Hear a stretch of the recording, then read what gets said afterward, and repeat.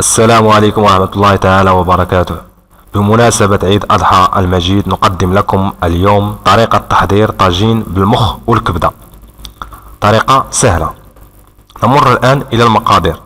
نحتاج في المقادير 4 المخاخ ديال الغلمي، كيلو لاروب ديال كبدة الغلمي، وواحد البصلة مشلضة، وجوج مطيشات مقطعين مربعات، وقزبر ومعدونس، من بعد الثوم.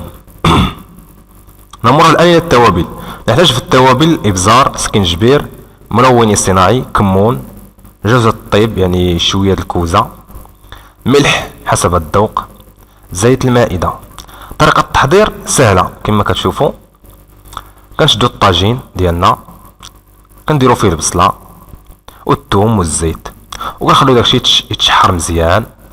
ثم من بعد كنضيفو ديك المطيشه اللي كدينا، وكذلك من بعد كنشدو ديك الكبده كنقطعوها مربعات كذلك، ونضيف التوابل الملح والقزبر والمعدونس، وكنخليوه حتى يطيب مزيان.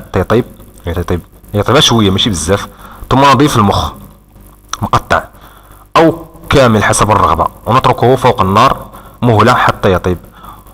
قبل ما نكملو نعطيكم واحد النصيحه، واحد الملاحظه، ان بالنسبه المخ ما كيطيبش بزاف، يعني اون فوا نحتي المخ 3 دقائق 4 دقائق تسد عليه صافي طفي عليه، حيت المخ ما كيبغيش داك الطياب بزاف، حيت لا طاب بزاف وهو الكبده لا طابو بزاف كيولوا كيقصحوا.